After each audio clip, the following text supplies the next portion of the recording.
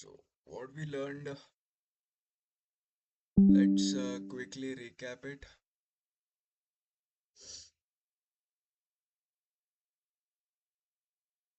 Yeah, quick revision. So, we learned about quick partition, in which we called quick sort function recursively.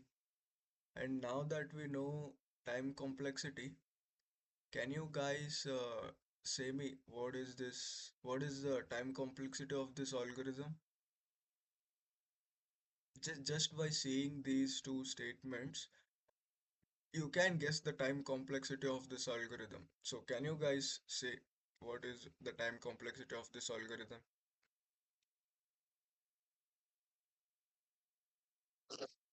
Any guesses?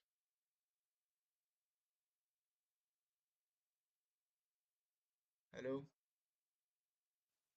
Hello. Any guesses? N minus one. No.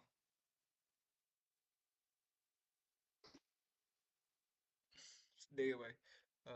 Here we have our main function, then we defined an array, and then we called a quicksort function in which we partitioned the quicksort uh, into two parts, and then we called quicksort two times. That is, we called quicksort for left side of this partition and right side of this partition. The same happens again and again and again.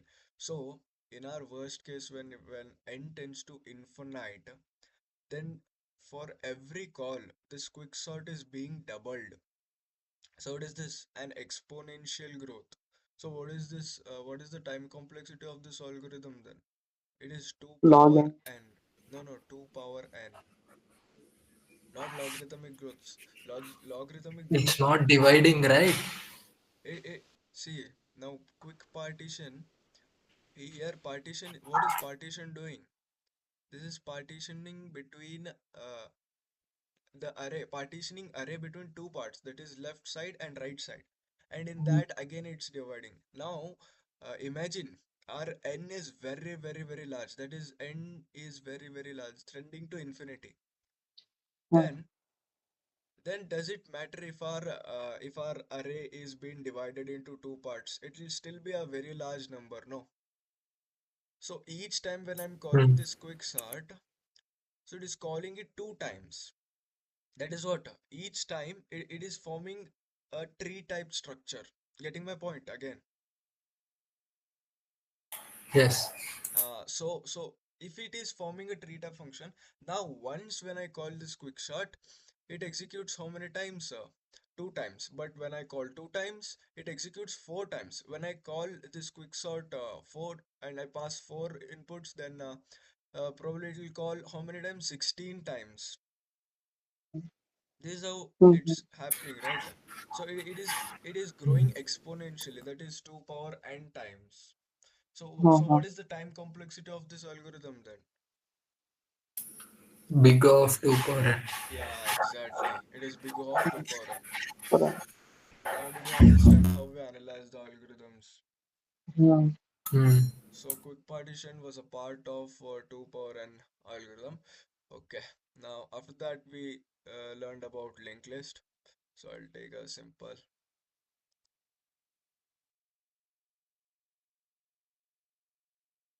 I'll take image. Then I'll take a simple image. So this linked list. We had nodes. Linked list is a linear data structure. We had nodes, and each node consists of a data and next pointer, which was pointing to next node, and the next node consists of data and a next pointer which pointed to next node. And when our list uh, came to an end, then our next pointer would point to null. So this was about linked list, and this is what? Singly linked list.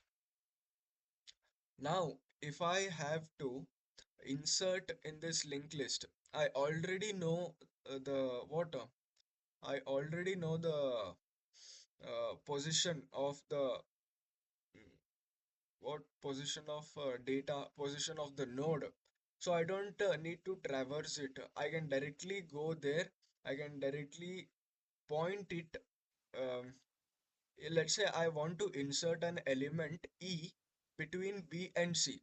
I don't need to traverse here. Means we can traverse, but if I know the position of B already, then I can just insert it over here and point the next pointer of B to E, and I'll just point the pointer of E to C. So inserting becomes very much easier in a linked list. But let's say I have to find an element. Let's say I have to, this is a very large, okay, just imagine this is a very large data structure. This is a very large what list in which my element is present in what, let's say 2 power nth position. Then if I have to find that, then I have to what? I have to traverse it. Let's say this is a list of n. Then in my worst case scenario, if I have to find that element, then how much time do I require to find that element? Searching.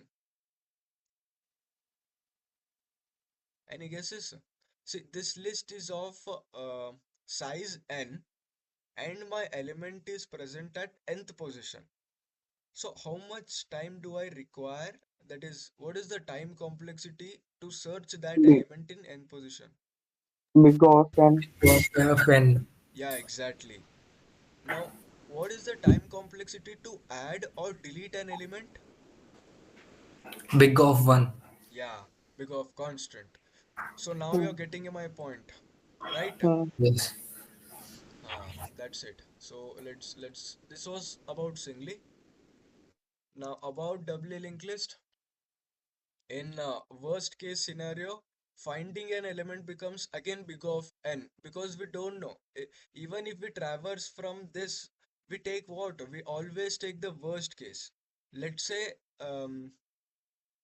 let's say we have an element present at the very first, that is at the head only, but what we thought is, we thought the element is present somewhere between mid and end, so we started traversing from the back. But to our worst case, our element was found at position first. So what is our again time complexity over here? Same big of n. Yeah, exactly. So inserting and deleting an element in a linked list is constant amount of time, but searching an element is what? Big O of n. Understand? Hmm. So this was about singly linked list and doubly linked list. And now let's move to stacks. Let's talk about stacks also. Now, um, in stacks, what we know, stacks are a first in last out, or first in first out, or first in what is stack? Can you tell me?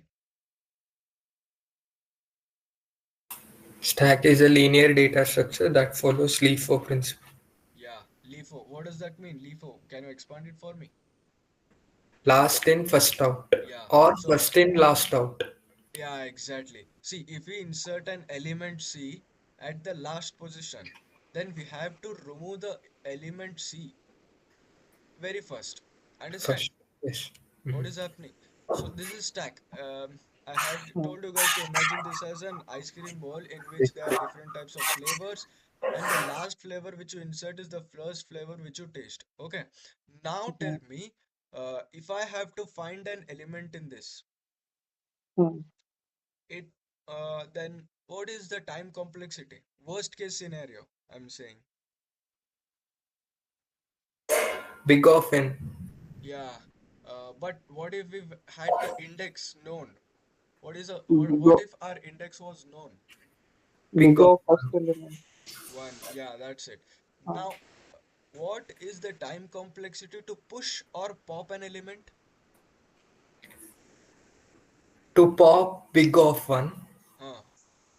To push two. also big of 1 only. Yeah, exactly. Because we do not need to search, or we do not need to traverse, or we do not need to Traverse it. do Yeah. anything. Because we already know that push and pop functions work on the last element, that is at the uh, end of the stack. Therefore, Hmm. therefore, what is the time complexity to push or pop an element?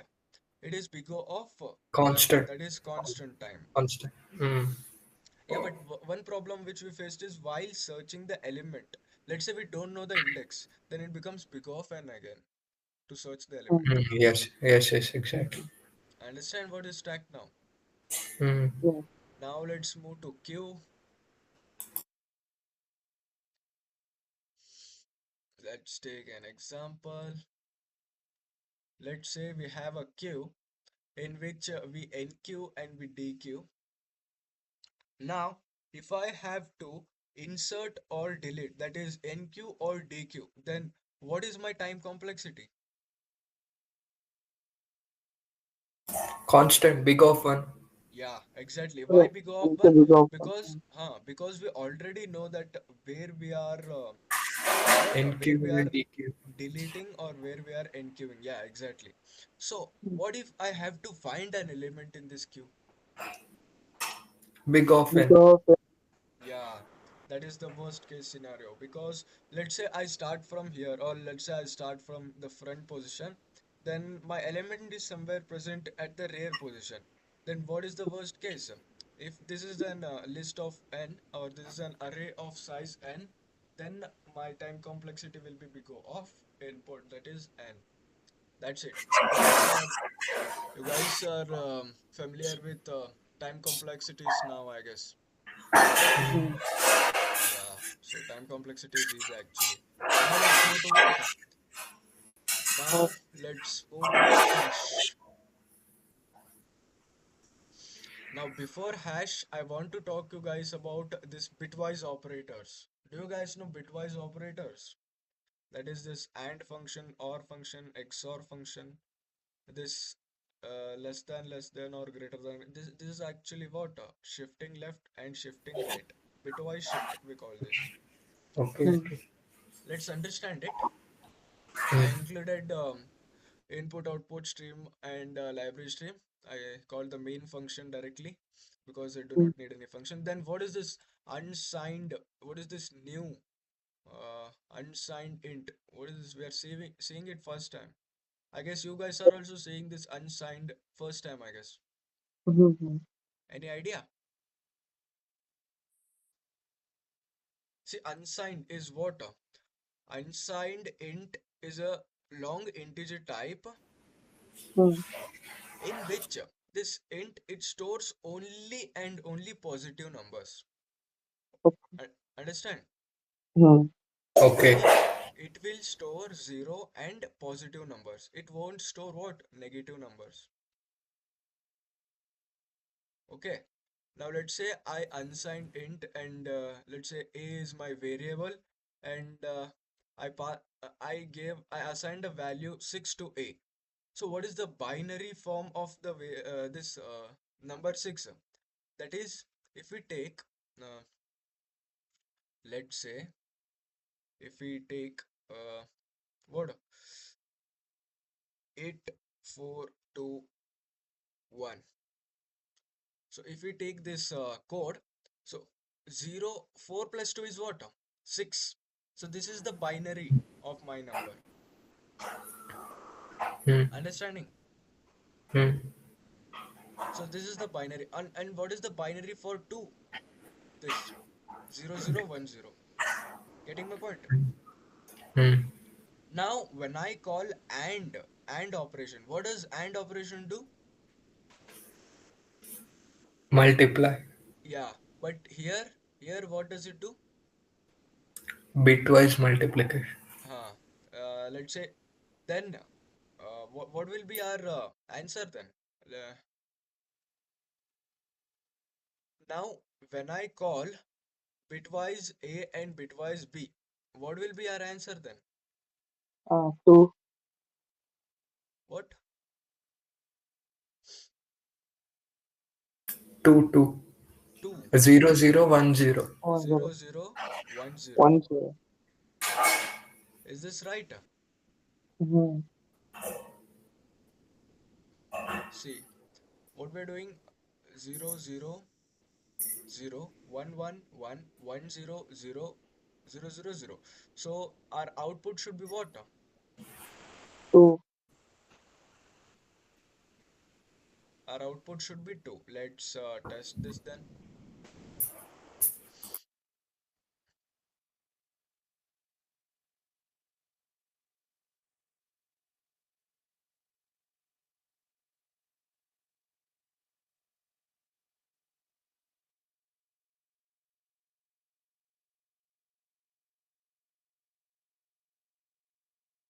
So our output is 2.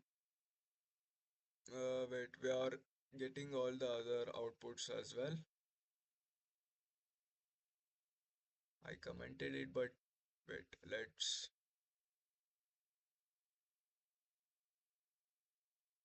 Bitwise.c. Okay, then why am I getting this?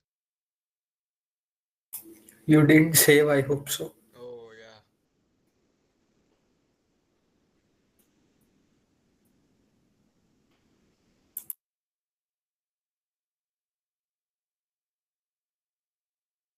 Yeah, see, when I do the when I print this AND operation, then I'm getting what? 2. Understand what is happening now? Hmm. Now let's say I have an OR operation, that is A or B. Then what will be my output over here then? 6. Why 6? We 0 get 1 1 0, 0, 1, 1, 0. 1 0. So this is what? 6. Now let's say I print this then.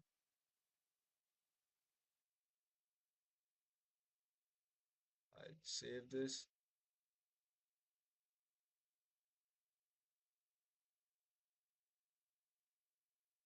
See, our output is 6. Understand? Now, let's say what I do. I'll this ex what is the definition of XOR? See, the definition of XOR is very simple actually. Whenever we have water, we have either of this as true, then we assign our value as true. And we either have this 1 or we have this 0, then we assign it as 0. Getting my point?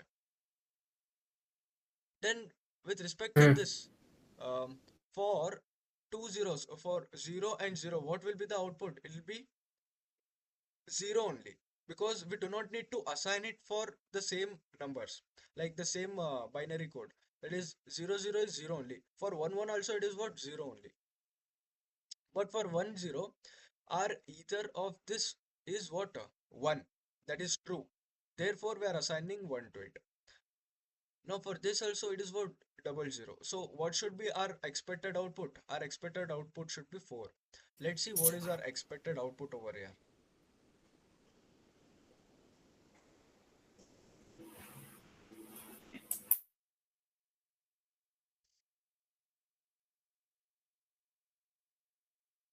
See, that is what we got. 4.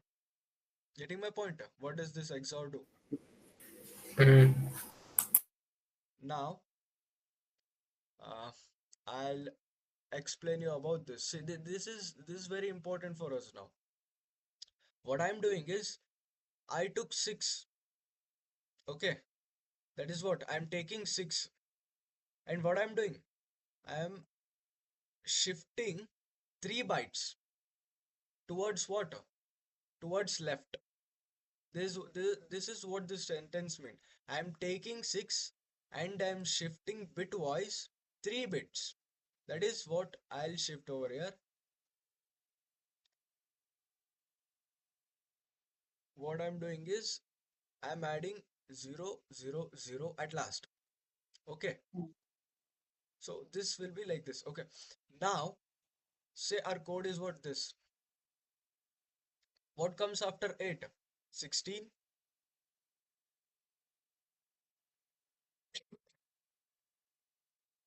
Am I right? Then it Hmm. comes 32. 32, right? Hmm. So 1, 2, 1, 2, 4, 8, 16, and 32. Let's see. When I shift it three times, what does it mean? I'm shifting the bitwise what? How many times, sir? How three three times to the left. Getting my point? Hmm. Hmm. So what should be our expected output?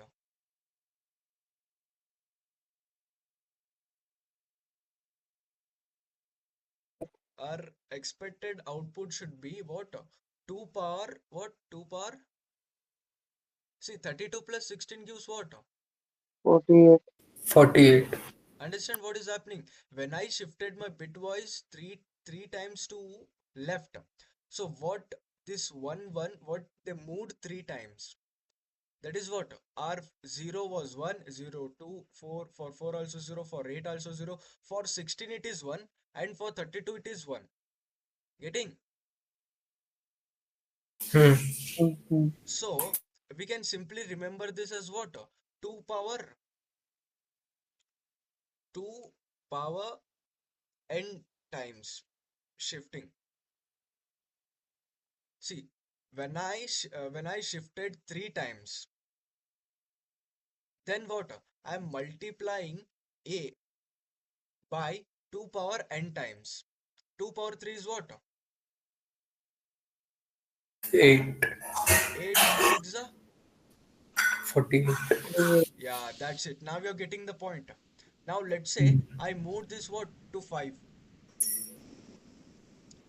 Then what will be my new output? 8 the power. 32 into 6. Yeah, exactly. Now you're getting what is happening here. Getting? Okay, so this was about bitwise operation. And the same happens over here.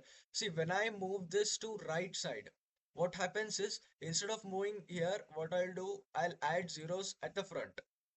Then when I move this right, what? Now this one came out of the loop. So what? We'll just discard it. We don't care. We'll just discard it. And once we discard it, what will be our new output be? It'll be 0. Getting? Hmm. Understand what are bitwise operators? Hmm. Now let's move to separate chaining. Now this is a very wonderful topic.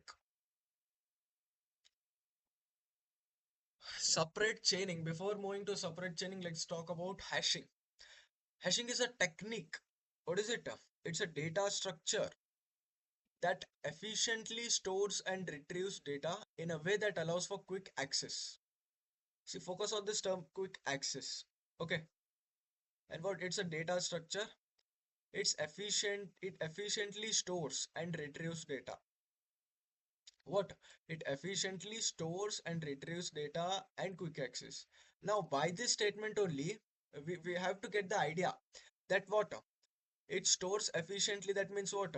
We are expecting our uh, storage, that is our input, to be what? That is what, while inserting only, we are expecting it to what big O of constant time, while retrieving data also we are expecting big O of constant time, and while searching, that is while accessing data also, what we are expecting constant amount of time. Getting my point? What does this statement want to say us? Hmm. It stores efficiently, it retrieves efficiently, and it also accesses data quickly. So this is about hashing. Hashing is what? It's a technique in a data structure. There are different types of hashing, like we have hash map, hash tables, hash sets. We have different types of hash in different languages. The main goal is what? It's a data structure. It efficiently stores, receives, and it acts very quickly to search elements. Okay, mainly it is based on what? It is on the it is based on what? Arrays. It is based on arrays and linked lists mainly. Now, hashing what? It involves mapping data to a specific index. What does hashing do? Hashing provides us an index in which the data which we are looking for is present. Getting my point? Hmm. Now, Where is this data present exactly then? It is present in a hash table. We'll get to this hash table in a while. So hashing is what? Hashing involves mapping of data to a specific index. What does hashing give? Hash gives us the index in which a data is present in a hash table. That hash table is also known as an array of elements, or we could just simply call it as an array. The only difference is we're calling that array as an hash table, and the index which is provided by hash is we are storing the data in the form of this. Getting my point? mm, Now mm, using hash function, how does all this happen? Using hash function. mm, What is this? What am I trying to mean? I'll get you in a while. Okay. It mm, enables fast retrieval of information based on its key. Okay. What is this key now then? Let's get it. Now, now let's see. We have a list. Okay. And let's say we have keys for this. And there is a hash function. Now, what I'll do is I'll take this list and I'll take the keys of this list and I'll provide it to a hash function. And what does hash function do? It gives me the index and I'll go to that index in a hash table, that is in an array, and I'll store them accordingly. That means when I have the key, I could just simply pass the key to my hash function to get access of the index. And when I get the index, I'll just go to that index and I'll just retrieve that data. Instead of searching for n elements, I could just get a key. That is, I already have a key. I'll pass that key to hash function, and then what? I'll go directly to the what does hash function give? It gives the index in which our data is present. I'll simply go to the index and I'll retrieve my data. Getting my point? What is happening? Hmm. Now this is very efficient. Why is this efficient? Because when I have two search elements, let's say our this hash table, that is what our array is of size n, then when I have to search an element in nth position, I do not need to traverse it or I do not need to compare it one by one. What I'll do is I have my key, I'll put it in my hash table, I'll I'll do some operations that is in constant amount of time. Then what? I'll go directly to my index which is at nth position and I'll retrieve my data. So what is the time complexity involving in searching here? Big of one. Yeah, now now we are talking about real what shit, because in what in Q what happened while searching an element we had big of n. In what stacks what happened we had big O of n. In doubly linked mm, list big O of n. In linked list big O of n. In arrays also big O of n. But in stacks it's what big O of constant amount of time. You see the difference how big it is. mm. That's why hash are used widely. I'll give More a efficient. very common example. Mm, Okay, before that, uh, let's go into the deep meaning of this hashing. What does hashing refers to deeply? So mm, hash refers to the process of generating a small sized output. Okay, that can be used as an index in a table. So mm, hashing, what does this do? Hashing is what? It provides an small sized input. That is what? An index. This is what hashing provides us. It provides us index. It do not provide us the data. It provides us the index, and then we can take that index and we can access the data. Getting my point? mm, So mm, what Hmm. is hashing? Hashing provides a small sized output. That is our what? That is our index from the input of typically large and variable size. Let's say we had a dynamic array also, which is reallocating, but still, um, our hashing will provide us what? With only the index. Hashing uses mathematical formulas. Now here we are using modulo function, but it doesn't necessarily have to be modulo function. You can define your own function. to what for your security purposes. You can define your own function. It's like what you have something, you have the key, and what that key will open to a certain door. If you insert a wrong key, then it will open to a wrong door. Getting my point? What is happening? If and only if you have the key, then a hashing value will be generated. That hashing value will be what our index to our what to our data. Getting my point? Hmm. So that is what that is hashing. Now it typically uses hash functions, which are usually defined by like what in Java, or in languages like Java, JavaScript, or Python. This hash function are predefined. Let's say in Python, we do not call this as hash function or hash table. We call it as what? Dictionaries. Now you are imagining Python. Now there we use dictionary as key and what? Data. Now you're getting the point why we stored our data as key and not as arrays or indexes. Now you're getting it. Hmm. But there we do not pass any hash function, or there is a hash function present which is directly associated with what? Our data, that is predefined in our Python library. But we do not need to understand what is happening inside the library. We just want what? We just want to use the function. So that is dictionary in Python.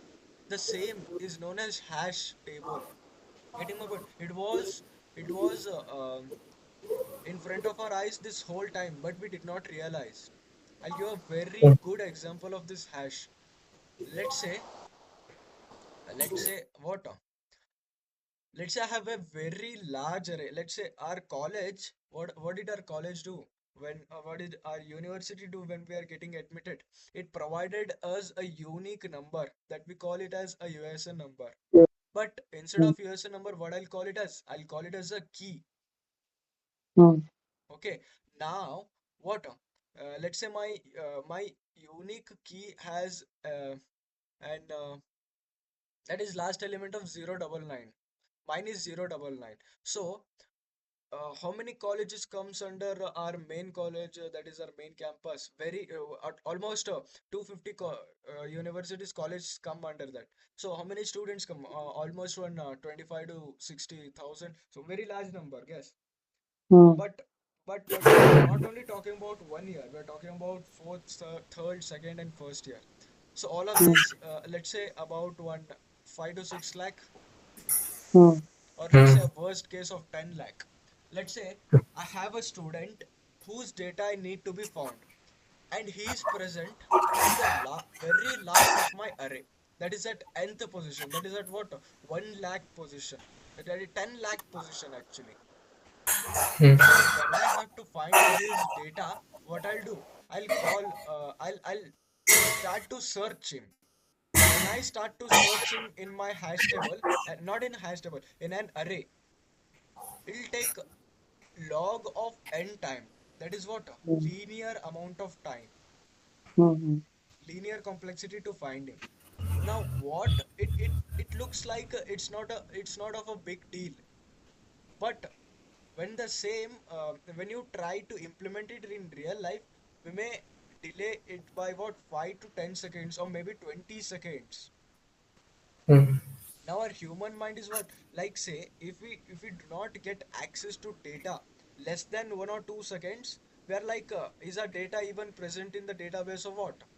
Getting my point? mm, Now to to overcome that searching, what we did, we use this hash table. And what we gave each student a key. That is when we pass the key to this hash function, what did it provided? It provided us an index, and then we directly moved to that index and we got the data. Understand why we Hmm. are why we are generating this unique number, that is key. mm, So this was a beautiful example of how this tables work in our real life. That is the application of this hash table. Not only this, let's say you have a username in what? In Instagram. So it always says the user to keep an unique username. Why is that?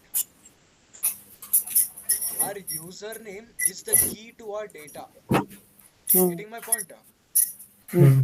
So what does our data consist of? It consists of our post, it consists of our password and all. So when I put the username in that login page, what does it do? It goes to the database. Before going to the database, it goes to the hash table. It converts the string type key to a value of index. Let's say something index of it, it doesn't matter what index it provides, but it'll be an index for the table. And mm, we'll go to that index and we'll retrieve our data in less than what? In less than seconds. mm. Getting my point? So this is Mm. how hashing works. Okay. Let's try to Hmm. visualize this even more better. Let's say, so what we have keys, we pass it to what? A hash function, and then Mm, we got key value. That is, uh, we have a key, we pass it to function, and we get what? Hash keys. These hash keys are the index to our array. Assume this is an array. So we call it as hash table, or we call it as hash what? Hash table also, or we call it as array also. Doesn't really matter. It mm, makes sense both ways. Now you got what is hashing?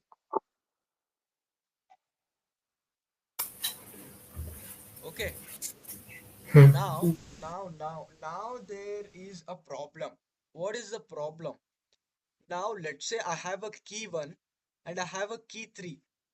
mm, Now when I insert this key 1 to an hash function, mm, this key 1 is in a type of string. Getting? mm, And this key 3 is also in a type of string. These two strings are very different. That is, this is dog and this is Bob, let's say. mm. When I Okay. pass this to in hash function, what happens is we know that characters in a string have their unique ASCII codes. Mm, Hmm. So when I pass it to a hash function, what happens is we are what we are splitting it, and what we are adding the ASCII codes and we are multiplying it. We are doing some mathematical computation there. mm, And let's say in our function, what happened is, although these strings were different, it was giving the same key. mhm, Getting my point? Now our key 1 and key 3 has a different keys, but still our hashing value was what? Same. okay. Like our key 1 was giving what? 0, and our key 3 also was giving 0. Mm, So what did this lead to? It lead to what? Collision. okay. Hmm. Now to Mm, overcome this problem, what we did? We used a very common solution. There are two types of common solution. You can use multiple solutions, but widely we use these two common solutions. That is what? A separate chaining and open addressing. So what is this separate chaining and what is this open addressing? So today we'll talk about separate chaining. Okay. mm, Now what I'll do is, when now when I got this key, when I inserted this key 1 in a hash function, when I passed this in a key hash function, I got what? Key 0. mm, Hmm. What I'll do, I'll just store the data in the index 0, and I'll move to the next key. I call the hash function and I'll go to 0, and I'll store it here. And when I go to 3, it came to what? Again 0 only. So this time what I do is, I'll not store it what I'll not store it elsewhere. What I'll store is, I'll declare a pointer from this zeroth index, which is pointing to an address memory block where my data key 3 is present. mm, okay. Getting my point? Mm, Hmm. So what happens is, when we get the same key also, what we can do, we can just traverse a little and we can find the what? Value. We can value. find our data. Mm, So this was one way of resolving problems. mm.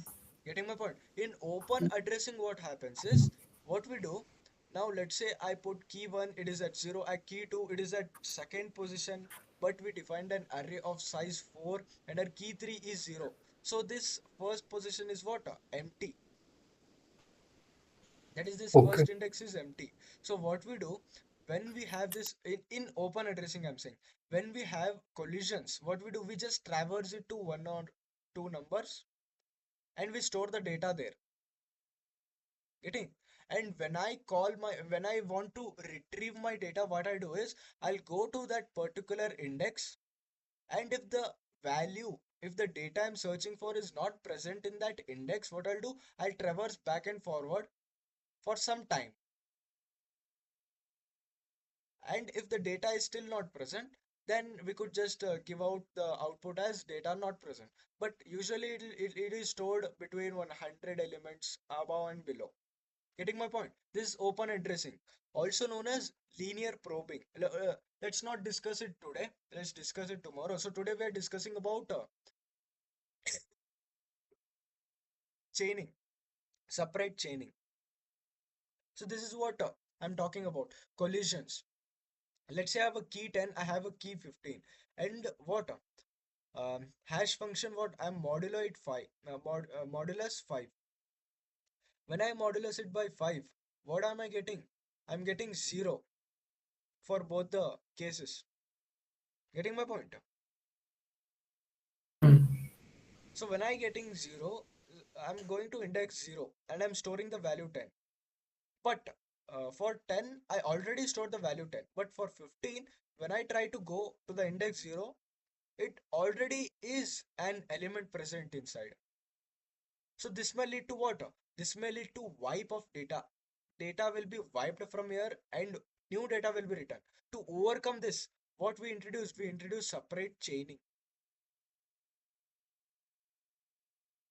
Now you know what separate chaining is. Getting my point? Hmm. So let's talk about load factor also. So what is load factor? I didn't write it here. Uh, okay, let's move to this images and I'll try to imagine equals. Now we have this hash table. Okay. Now what does our load factor mean? Our load factor mean is how much space is being used. That is what our load factor gives us. Getting? Hmm. What is our load factor? Our load factor gives us how much space is used out of how much space. Now let's say our load factor is 0.75. Then how much space is used in this index of 4? 0, 1 and 2. These three these three are used and this fourth one is empty. Getting my point? Hmm. That is what our load factor is. See, what is the load factor? Number of elements in the table divided by total number of buckets. What are these buckets? Now here, what we call this values, this value 1, value 2, value 3, value 4. We do not call it as an what? We do not call. Usually we call this as buckets at position 0. That is what. Ultimately, it is an array, and instead of slots, we are calling it as buckets. In bucket 0, we are storing this. In bucket 1, we are storing this. In bucket 2, we are storing this. In bucket 3, we are storing this. Getting what? Hmm. So ultimately, we are calling those as buckets. Now, now that we know all our terms which we needed to understand this program, and we also know big O notation and time complexity, let's move to the program then. Now, what I did, I included input output stream, I included library stream, I included bool, and I included string. And I defined what our table size to 10 and load factor threshold to 0.75. Why are we defining it from first only and why not later, why not we are calculating it later in the program, and why we are defining it at the start of the program? Because uh, let's find out in the program itself why we are defining it at the first. So to give you an idea, let's say uh, in separate chaining, what happened is my key 1 and key 3 collided. Yeah, these two keys collided. So I did and what I link list. I pointed it to what a list. Let's say there are multiple collisions happening. Let's say my array is filled like this. We have our array filled. That is, all our buckets are full. Getting my point? Hmm. And our load factor is 1 because our array, our hash table is filled. We have our value what? 1. What value? Load factor. The value of load factor is 1, which states that our hash table is full. And then when we pass new key, it goes to the key. But already there is an data present there. So what we do? We traverse it to what? Our list. Getting my point? When we traverse it to list, now you know that in linked list, to find an element, what is the worst amount of time what we needed? Big often. Big O of n. But what is the main advantage of using hashing? Big often. Yeah. So to overcome that problem, what we did, we what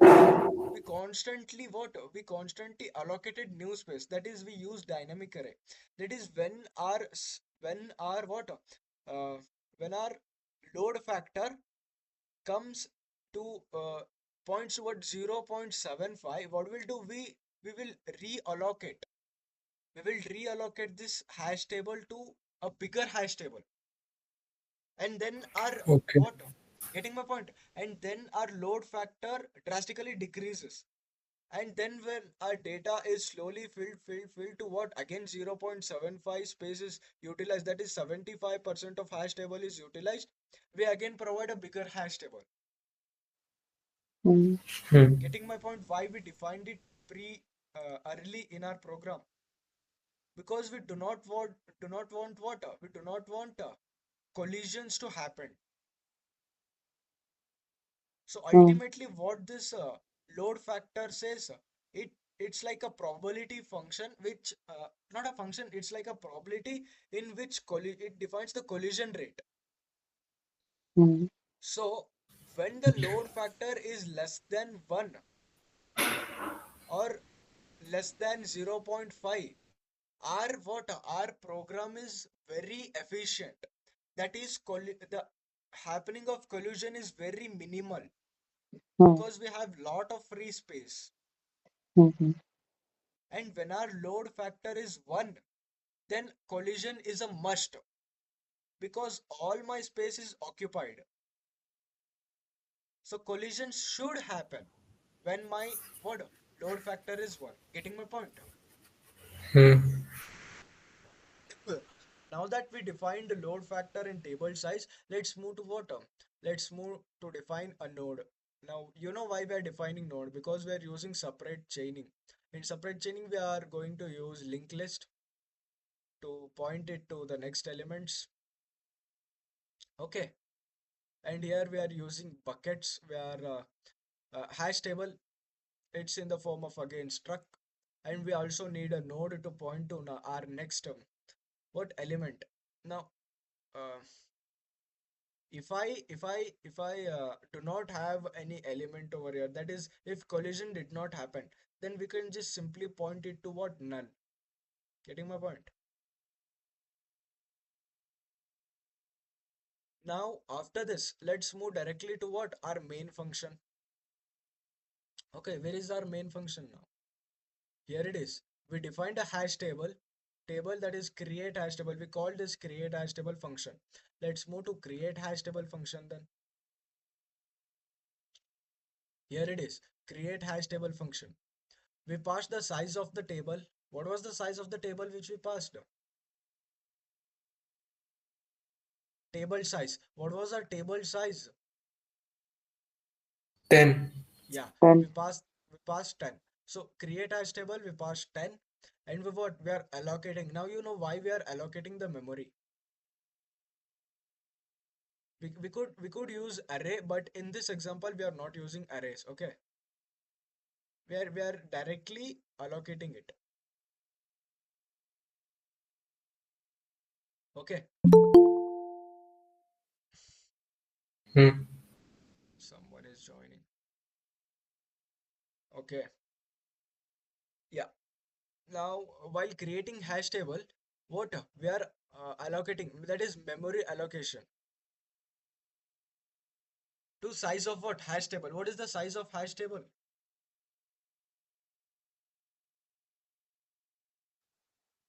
What is the 10. size of hash table?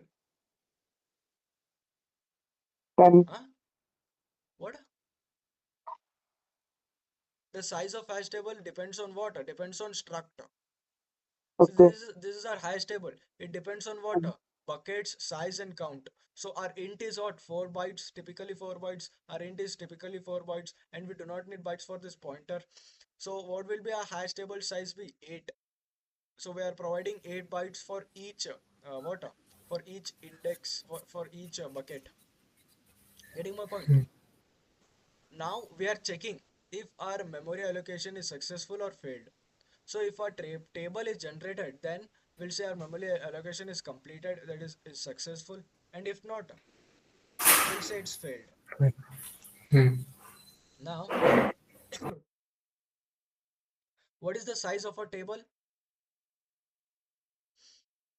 That is what? 10. 10. Table size is what? 10. Now, why are we using this arrow mark? Because our size is in the form of what? A struct. Therefore, we are using this arrow mark. Or we can use what? We can use pointer, and we can use bracket and dot count also. Now, table count is what? 0. Okay. Now, what happened is we defined a table, and we gave some space to the table, but we did not give space to what? Buckets. Buckets are dynamically allocated for proper utilization of what? Space. So we are not using this malloc function. Instead, we are using calloc function. What is this calloc function? Or you could just call it a calloc function. What is this? It, it does what? It dynamically allocates a specified number of memory blocks. Hmm. Dynamically means what? Real-time allocation. Okay. This is pre-allocated. That is, we can't change this memory block. Getting my point? And this calloc is what? Dynamically allocated. Understanding why we are using calloc and why not malloc, because these buckets are what? As our size, as our key uh, goes to that index, or let's say as our key points to that index, will dynamically alloc the bucket there itself, and then we'll pass the data in that. Getting my point? For proper Hmm. memory utilization, efficiency of our memory. Getting what is happening over here? Hmm. And then if our tables bucket did not generate, we'll just pass memory allocation failed. Now that we created our table, let's move to main function again. So our table is what? Created now. Now let's insert this. We are what? Inserting 1. That is what? We are passing value 1. What is this? This is what? This is a string. We will treat this string as key. Got it? Hmm. What we'll treat this as? We'll treat this as our key, and where we are we are inserting this at our table. So let's move to insert function to understand this more clearly. Let's move to insert function. Yeah, here it is. Now insert, what did we pass? We pass our table, we passed our what passed our key, that is const key, and we passed our value int. Okay, what was the value we passed? We passed value 1. We passed a constant char key, that is what, apple, and then we passed a table, that is we created just one table over here. So we do not need to worry about table now because there's only one table present in our whole program. So unsung long, what does this mean? Non-negative long integer type Okay. of variable what index. Hmm. Okay, now we are passing hash function and we are passing what key and table size. What is our table size? Our table size is 10. And what is our key? Apple. Apple is our key. Let's move to this hash function. Where is our hash function? Yeah, here it is. Now this hash function, this is a very popular hash function, also known as DJB2's algorithm. It's used for strings. When Hmm. we pass our key as strings, then we particularly use this DJB2 algorithm. So why is this algorithm efficient? Let's find out. We passed our key. What was our key type? It was string type. Hmm. I mean, yeah, it is pointing to string, but it's of type what string, Okay. pointer to string type. Then we had a table size int. We passed it 10. Then we have unsung long hash. Now, why are we using long hash? Because our value is only 5381. We could have used int. Why are we using long? You'll get in a while.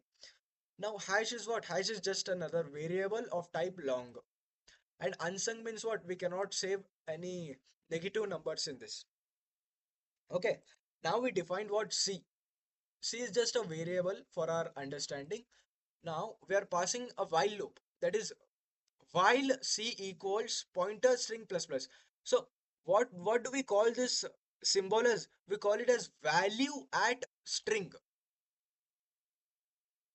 See what are we doing? We are assigning the value of string to C.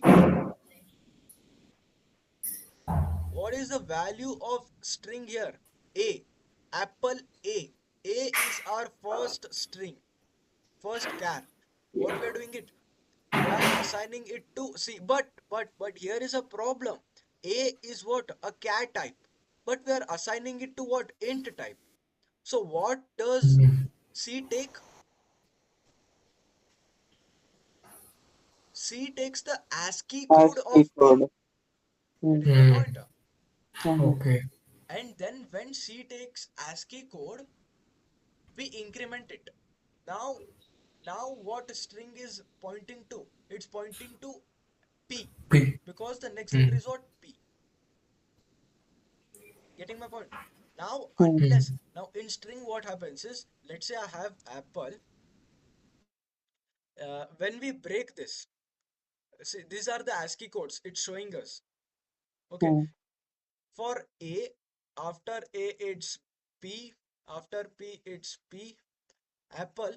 Then after this, we have what? A null terminator. Getting my point? What is this null Hmm. Hmm. terminator? You must have heard this term, learned this null terminator.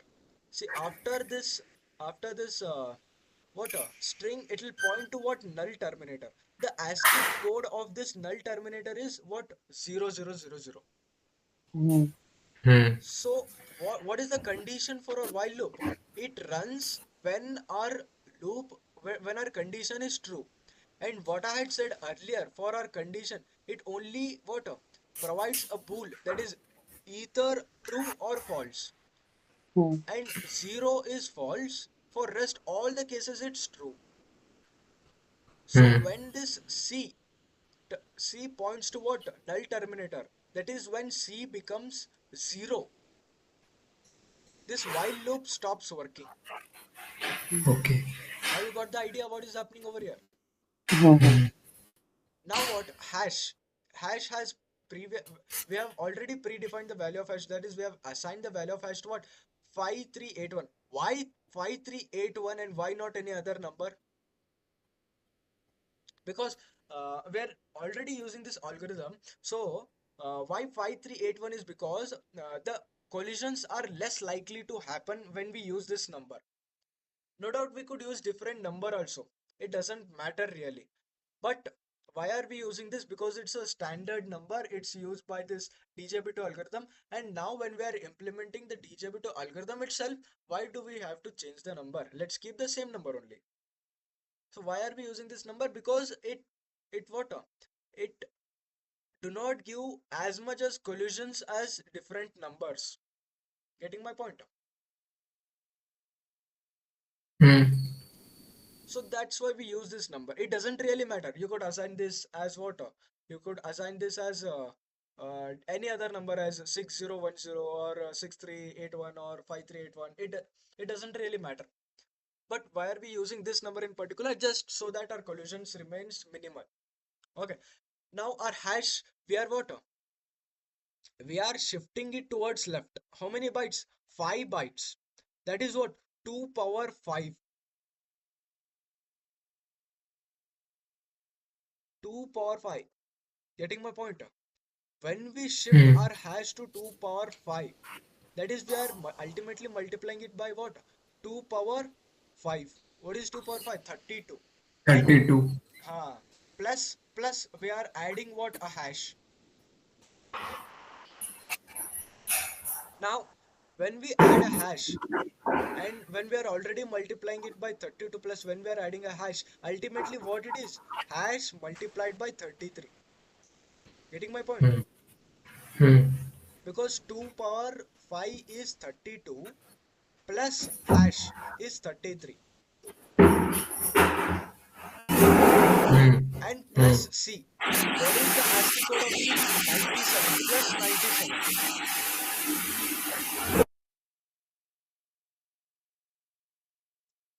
So what is our new hash now? That is 2 power 32, that is hash multiplied by 33 plus C. Now you know why are we using this long. Okay. And this while loop is still not terminated. We'll go to a next number. Value at string. Where is this pointing to now? It's pointing to P. That is 112. 112. Hash, we already had a very large number. In that very large number, again we are multiplying it by 33 and we are adding what? C. Unless, how many times are we doing this? Unless we arrive at C equals 0 and then our while loop stops. And we have a very large number for this hash now. Okay, getting my point? Now, you know the use of modulo function, right? Let's say I do 50 modulo 10. Okay, instead of this 50, let's say I do x modulo 10. So x is a any number. Let's say it's a very large number. Very large number. It doesn't really matter. What does it gives? It gives a number between 0 to 9. Getting my point? Hmm. Why? Because using this modulo function. And it only gives the remainder between what? Now, if I am moduloing by 10, then it only gives between 0 and 9. Now, since our table size is what? Table size is 10. So this hash is a very large number. It doesn't really matter. It gives what? Only a number between 0 and 9. Getting my point? Hmm. So what Hmm. will this return? It will return a number between 0 and 9. Okay. So what are we doing? We are mixing this hash. We are mixing this hash using a what? We are mixing this hash using some mathematical functions like plus, and we are shifting it bitwise operators, and we are what? Incrementing it. We are multiplying it by 33. It doesn't really matter because I mean, it does matter, but when we're returning it, it only returns what between 0 and 9. Okay. Okay. Getting my point? Now, Hmm. let's say, for example, even I don't know what will this return because it's very hard to calculate. Let's say this returns. Let's try if our IDE supports it. Hash equals, let's say, no, ID also, so yeah, it's even hard for this IDE to compute the value. So our hash is what? We returned some number between 0 and 9. Let's say we returned a number 5. We don't know. Even I don't know, even you don't know. Only the program knows. Okay. Let's say the number returned over here is 5.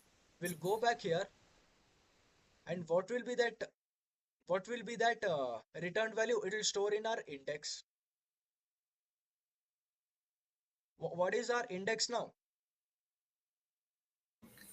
5. 5, for example. And we are calling the current node, and we are passing the what? The data in the buckets. And what are we calling? Index at index 5. That is, in our buckets, we are going to index 5, and we are storing the value there. What is our value? 1. We are storing 1 in the bucket of index what? 5. Now we know how this hash function work. Getting my point? Hmm. Hmm. Hmm. Ah. Now after this, what we'll do? We'll check if our key is already exists while current. Now here we are not assigning the value still in the bucket. What we have assigned that value in what? Current. Now we are checking if the key already exists for collisions. See, if collision happens, we have to check early on, because when we directly assign the values, what will happen? Our previous data will be wiped out completely, and our new data will be what? Allocated. Getting my point? So to what counter that, what we'll do? We'll check whether our key is already present. For that, what we'll do? We'll simple use a while loop. We have already stored our what value in our current, and then we'll go to current, and we'll check whether key is already present or not. I'm just skipping this part. You guys can understand this, I guess. So it's not very complicated. We are running out of time, therefore.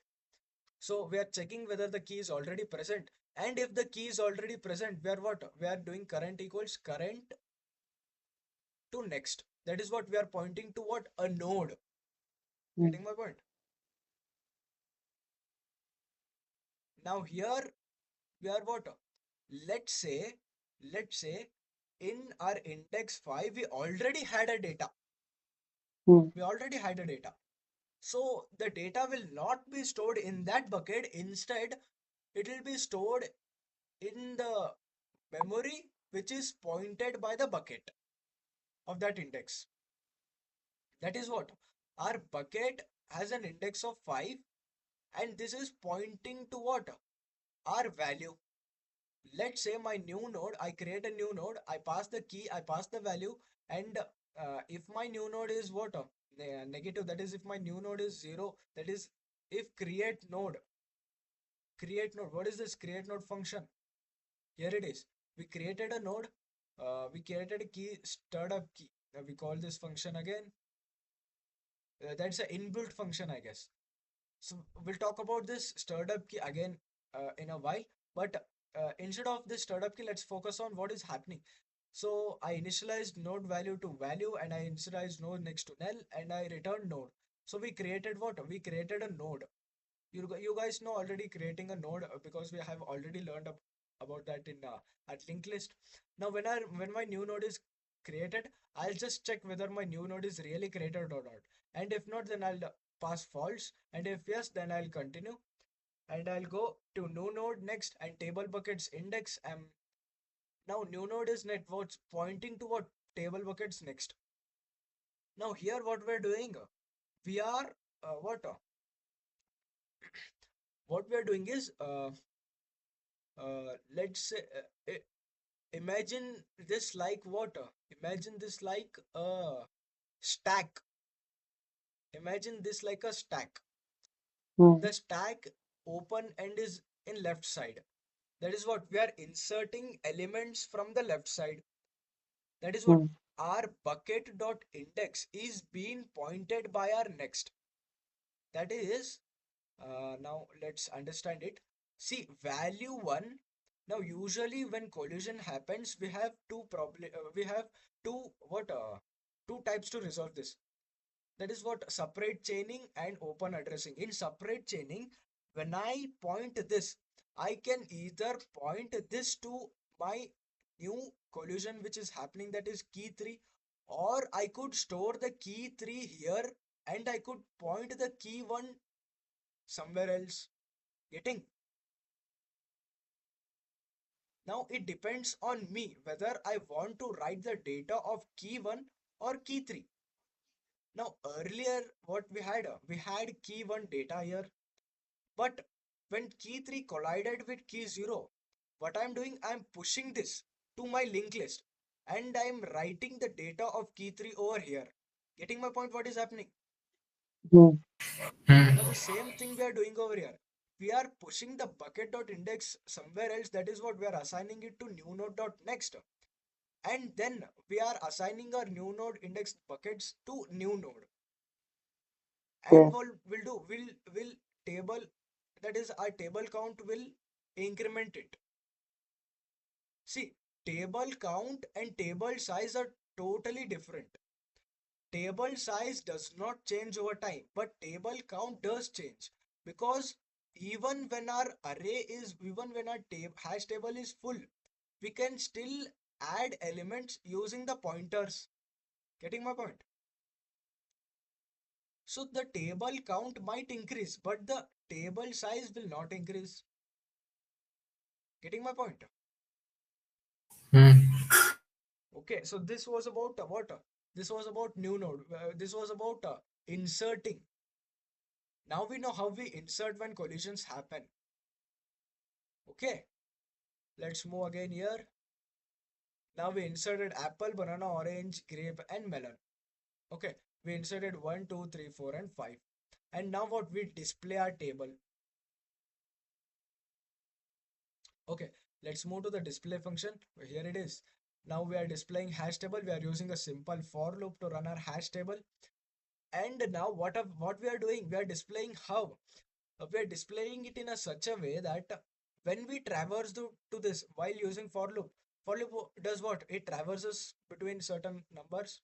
So when we are at index 0, what will traverse this whole linked list, and when we are at 1, we'll traverse this whole linked list, and when we are at 2, we'll traverse this whole linked list. Getting my point? How are we displaying our table? Are you guys getting my point? Yes. So that was about this display.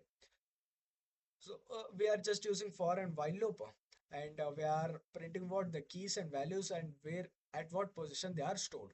So this was about display function. Let's move back here. Now int value. We are defining a new variable value of type int. Now if search table banana is found at position, and we are what? We are printing found banana. That is what we are searching it. Here what are we doing it? We are searching. We are searching, searching the data in what? In our hash table, and we are passing the key banana. hmm, Now if banana is found, then it is found at value this, and if not, it is not found. We are calling what? We are calling the search function. Now hmm, I'm pretty sure search function is defined here somewhere. Yeah, here it is. Now how are we searching it? Now while searching it, let's say from here, in search we are calling again hash function. Why are we calling hash function? See, when we are searching it, we pass the key, it moves to hash function, which gives the index, and when it provides the index, what we do? We compare it to the value, and if the value doesn't match, we traverse it further. Getting my hmm, point? How are we searching this? hmm, We pass the key, that is what we pass the banana. Okay, and when the banana is passed to the hash function, it gives us some output between 0 and 10. In this case, let's say 0 and 4, and let's say our output index is what, 0, and already we have a value here, and this value is not matching our value of banana, so our key is not matching. So what hmm, we'll do, we'll traverse it further and we'll check there. Oh yeah, it is matching over here. So what will return? We'll return the what value here, what is present. Getting my point? Hmm. Okay. Understand how we search in this. So searching becomes very efficient. We'll just pass our key, we'll go to hash function, we'll get the index, and we'll traverse a little longer. That is what we do not now. Why are we constantly incrementing our load factor? That is, why are we constantly incrementing our size of the hash table when uh, we are already assigning our values to linked list? See, the major drawback of linked list was what? Searching the element takes big O of n. Okay, therefore Okay. Therefore, it will be of no use when our linked list will be greater than our hash table. So what we'll do, we'll create a large hash table, and if in case some collision happened, let's say 2 3 collision happens, then we can store it in what? Linked list. 1 2 3 datas can be stored in linked list. It doesn't really mean that we have to store all our data in linked list itself. We are using linked list just so that our collision does not happen. Getting my point? Now, this is how search works. Understand? Getting? Now, what hmm, I'll do? I'll delete table orange. Now, delete is very simple. I'll go to what? I'll go to my hash table. I'll pass the key that is orange. I'll go to hash function. I'll get a key, and I'll go directly to that key that is I'll go directly to that index. And what all the data is there, I'll just simply delete. delete it. That is what I'll deallocate it, or I'll just free the memory there. That is Hmm, what happening. And then when our program is fulfilled, what we'll do, we'll free hash table. That is what we are deallocating all the memory that we were pointing to, because we had used malloc and calloc, that is dynamically allocated memory and memory allocation. What we'll do, we'll free our hash table, we'll run the while loop. What we're doing, we'll go over here.